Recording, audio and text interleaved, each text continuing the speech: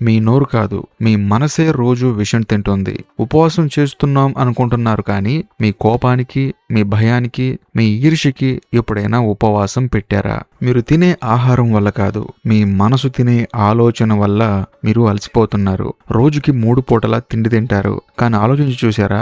రోజుకి 1000 ఆలోచనలు కూడా మీరు తింటున్నారు.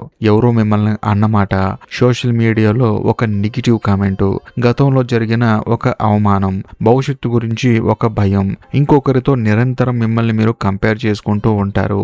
ఇవన్నీ మీ మనసు ప్రతిరోజు జీర్ణం చేస్తూనే ఉంది. అందుకే మీ శరీరం పడుకొని విశ్రాంతి తీసుకున్నా మీ మనసు మాత్రం ఎప్పుడు అలసిపోయి నలిగిపోతుంది. ప్రపంచంలో ఉన్న జనాలందరూ శరీరాన్ని కంట్రోల్ చేయడానికి నానా త్యాగాలు చేస్తున్నారు. డైటింగ్ అంటారు, ఉపవాసాలు అంటారు, శరీరాన్ని రకరకాలుగా హింసిస్తారు. కానీ మీ జీవితాన్ని నాశనం చేస్తున్నది మీ శరీరం కాదు, మీ అదుపులో లేని మనసు. రమణ మహర్షి గారు ఒక మాట చెప్పారు, అసలైన ఉపవాసం అంటే ఆహారం మానేయటం కాదు, మీ మనసులో రాత్రింబవళ్లు నడిచే ఆలోచనల శబ్దాన్ని తగ్గించడం.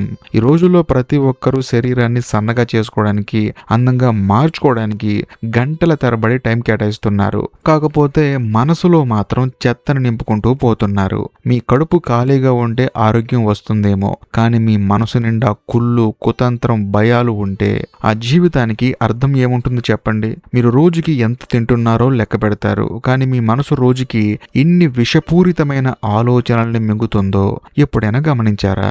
ఒక చిన్న మాట వింటే మీ రక్తం మరిగిపోతుంది. ఒక రిజెక్షన్ ఎదురైతే డిప్రెషన్ లోకి వెళ్ళిపోతారు. ఒక ఫెయిల్యూర్ వస్తే జీవితమే అయిపోయిందనుకుంటారు. ఇది బయట ప్రపంచంలో మీరు ఓడిపోవడం కాదు, మీ సొంత మనసు చేతిలో మీరు దారుణంగా ఓడిపోవటం. ఒకసారి ఆలోచించండి, మీరు నిజంగా మీ మనసుకు యజమానిగా ఉన్నారా, లేక మీ మనసుకి ఒక బానిసలా బ్రతుకుతున్నారా? మీ ఫోన్ రింగ్ అయితే చాలు చేతులు వణికిపోతాయి. నోటిఫికేషన్ రాగానే పక్కన ఎన్ని పనులున్నా సరే ఆపేసి పరిగెడతారు.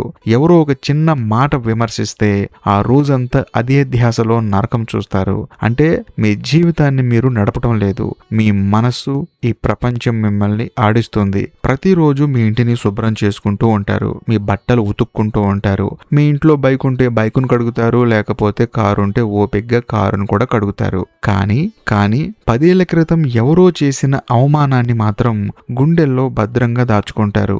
ఒకరిని క్షమించలేరు, ఒక సంఘటనని మర్చిపోలేరు. అలాంటప్పుడు మీ మనసు ఎలా పవిత్రంగా ఉంటుంది? కడుపుని ఖాళీ చేస్తే సరిపోదు, మీ మనసుని ఖాళీ చేయడం నేర్చుకోకపోతే మీరు రోజు రోజుకి శవంగా మారిపోతారు. ఒకసారి నిజాయితీగా ఆలోచించి చూడండి, మీరు పొద్దున్నే లేచినప్పటి నుంచి రాత్రి పడుకునే వరకు మీ మనసు ఏం చేస్తుంది? నిరంతరం ఏదో ఒక పోరాటం, ఏదో ఒక ఆందోళన. ఎవరైనా మిమ్మల్ని పొగిడితే చాలు ఇంకా మీరు ఆకాశంలో ఉంటారు, ఎవరైనా మిమ్మల్ని తిడితే చాలు వాళ్ళు మీ శత్రువులుగా భావిస్తారు. మీ ప్రశాంతత అంతా వేరే వాళ్ళ చేతుల్లో, వేరే వాళ్ళ మాటల్లో ఉంటే మీరు బ్రతుకుతున్నది మీ జీవితమా లేకపోతే వేరే వాళ్ళ జీవితమా? ఉపవాసం అంటే మీరు అనుకున్నట్లు పొట్టని ఎండబెట్టడం కాదు, ఒకరోజు ఫోన్ ముట్టుకోకుండా ప్రశాంతంగా ఉండగలగటం. ఒకరోజు ఎవరు మిమ్మల్ని మెచ్చుకోకపోయినా మీ మీద మీకున్న నమ్మకం తగ్గకుండా ఉండగలగటం.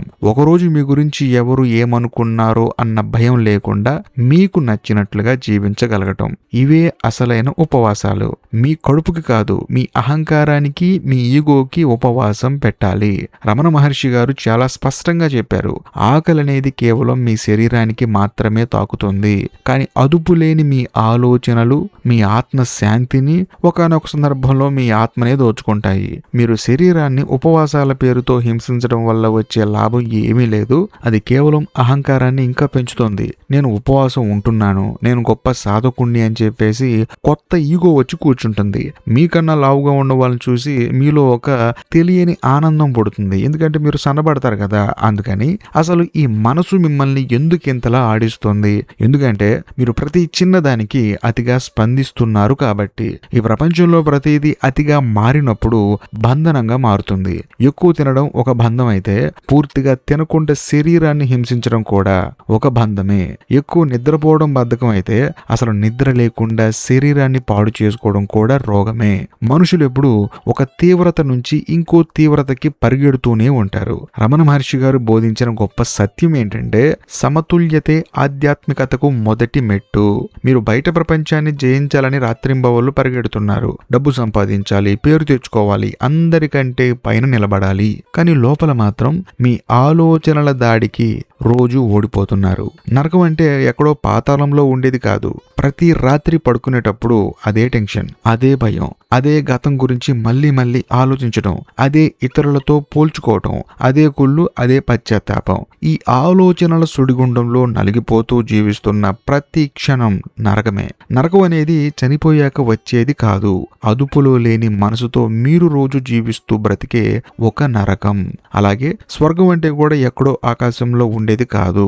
ఒక్క క్షణం మీ మనసులో ఏ ఆలోచన లేకుండా, ఏ భయం లేకుండా, మీ భవిష్యత్తు గురించి మీకు చింత లేకుండా, ఏది సాధించాలనే పిచ్చి కోరికలు లేకుండా, మీ గురించి మీకు తెలిసినప్పుడు, మీరు ఏం చేయగలరో మీకు క్లారిటీ ఉన్నప్పుడు, మీరు ఏం సాధించగలరో మీకు మీ మీద నమ్మకం ఉన్నప్పుడు, మీలో ఒక ప్రశాంతవంతమైన నిశ్శబ్దం ఏర్పడితే అదే స్వర్గం. ఆ ప్రశాంతత వెతుక్కుంటూ మీరు గుడులు, గోపురాలు, కొండలెక్కాల్సిన పని లేదు. అది మీలోనే ఉంది. కానీ మీ ఆలోచనల రోదనలో అది మునిగిపోయింది. మీ జీవితాన్ని పూర్తిగా నాశనం చేస్తున్నవి ప్రధానంగా 5 వ్యసనాలు. అవి బయట తాగుడు, సిగరెట్ కాదు, మీ మనసులో ఉండే వ్యసనాలు. మొదటిది నిరంతర ఆలోచనలు.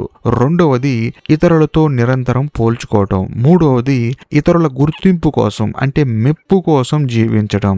నాలుగవది గతంలో జరిగిన చెత్తని అవమానాల్ని ఇప్పటికీ మీ మనసులో మోస్తూ ఉండటం. ఐదవది రేపు ఏమవుతుందో అని భవిష్యత్తును చూసి భయపడటం. ఈ 5ంటికి ఒక్కరోజు ఉపవాసం పెట్టి చూడండి.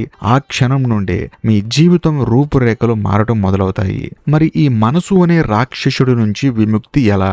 ఈ ఆలోచనల సుడిగుండం నుంచి బయటపడటం ఎలా?